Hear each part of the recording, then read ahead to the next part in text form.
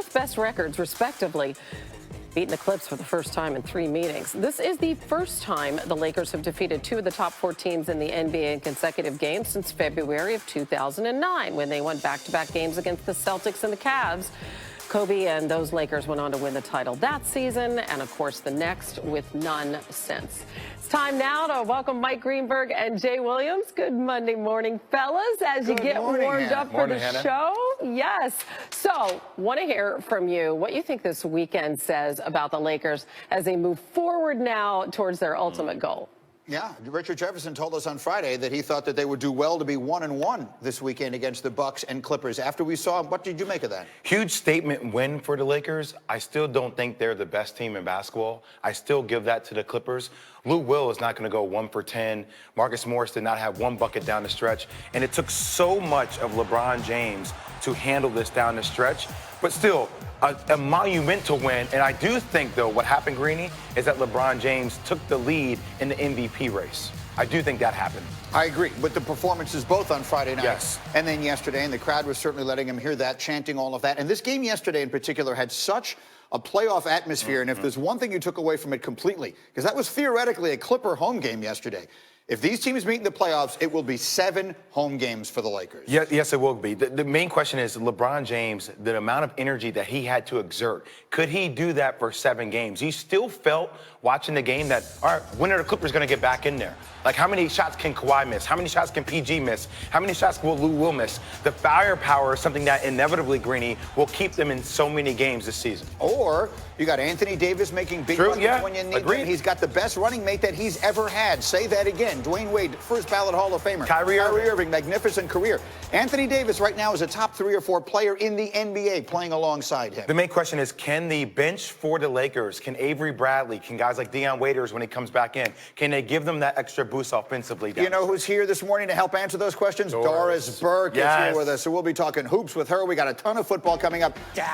I hope you had a great weekend, but it's time to get back to work with Hip Storm. I'm David Lloyd. No one had a better weekend than LeBron and the Lakers, right? Yeah, I think that's pretty safe to say. If you did, we want to hear about it. Litmus test, passing with flying colors. They beat the 2 teams they may very well have to go through in pursuit of their 17th NBA championship. Kawhi Leonard and the Clips, officially the home team at the Staples Center against LeBron and the Lakers. And the Clips, of course, 2-0 against the Lakers coming in. LeBron finishing with that layup, gets fouled.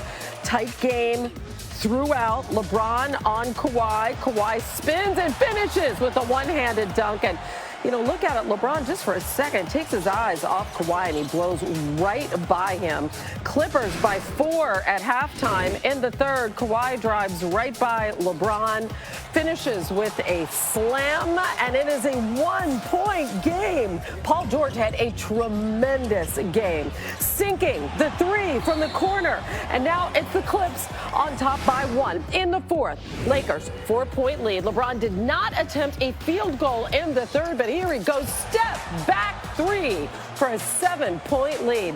And later, LeBron driving by Kawhi, layup and the foul. And here is Kawhi's turn to get caught not looking at King James. Now the Lakers are up 10 after the foul shot. 3 minutes to play, 7-point lead for the Lakers. LeBron to Davis. Davis throwing it down, back to the hoop. Oh my, Lakers by 9. Less than a minute left now. And LeBron driving on Marcus Morris.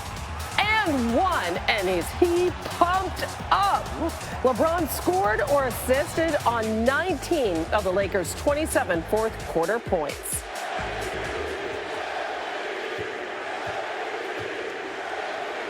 Here in the MVP chance, one guy, though, unimpressed, Patrick Beverley, asked about defending King James. Can you describe the challenge it is defensively when LeBron... No challenge.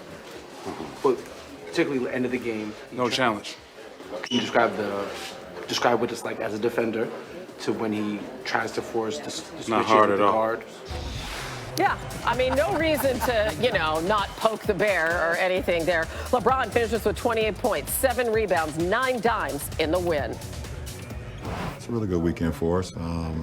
Playing against two of the best teams. The top two teams in the league, including with us, as far as record-wise. But no matter what was going on throughout the course of the game, we just held our composure. We continued to get stops. We continued to execute, and the rest is history. I mean, we know the type of team that we are. If we don't do things that to beat ourselves, then we feel we can beat anybody, and we're a tough team to beat. Wow. Bucks and Clips, impressive. Lakers held on at the end just like they have all season. They improved to 42-0 and leading after 3 quarters. That is the 5th longest streak to begin a season in the history of the NBA. The Lakers are 24-0 this season when allowing fewer than 105 points. That is the most wins without a loss by any team in the NBA this season.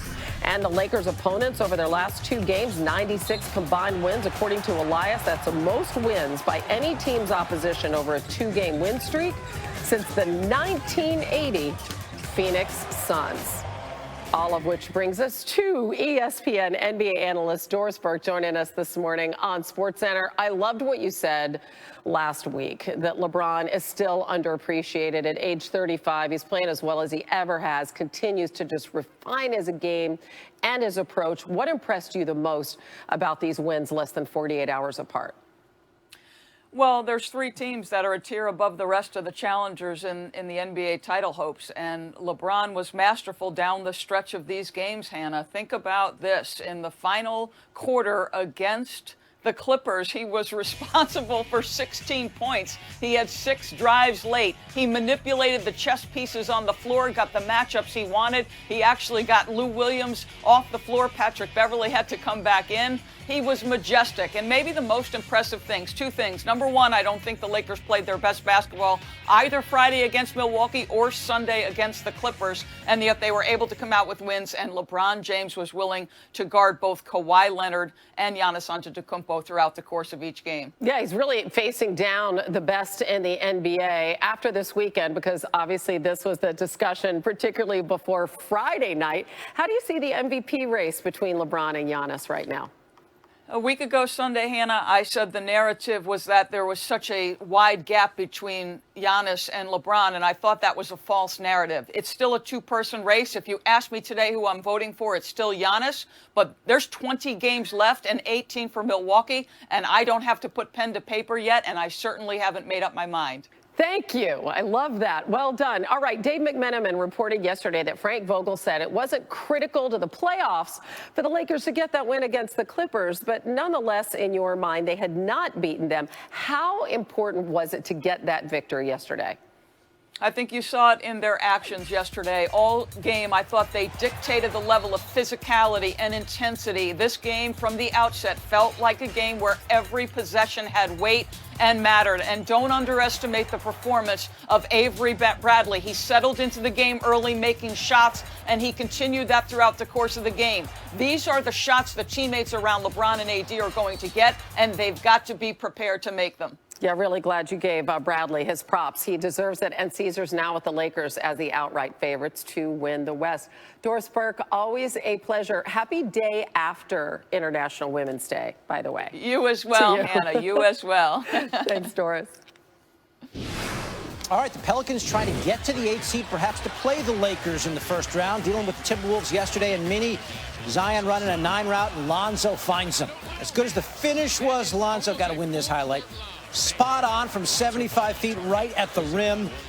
And then just a minute later, from about 50 feet, snap pass, and there's Zion who's springing forward. Ball, 18 points and 8 assists on the day. Early second quarter. Jake Layman taking Zion off the dribble and finishing, and yeah, his teammates are swooning over there. Finishes on Derek Favors. And check out a sampling of the crowd. Some loved it, and the guy on the right, somewhat unimpressed. Barely moves. All right. Zion, last seconds of the half, jump ball. He wins it and then gets it back from Jrue Holiday. Pelicans up 8, heading into the locker room. We head to the third. Pelicans by 11. Playing some defense. Brandon Ingram comes up with the steal. We got a basket hanger, Hannah. Yep. Zion back. Oh, and he threw a windmill. Tilted at windmills. punishing throwdown. He had 23. Pelicans took a 14-point lead into the fourth. The guy really had the day. He was a blast. Holiday. The give and go with Ingram. Gets it to go and then gets into some paint. A season-high 37, 9 boards, 8 assists. The Pelicans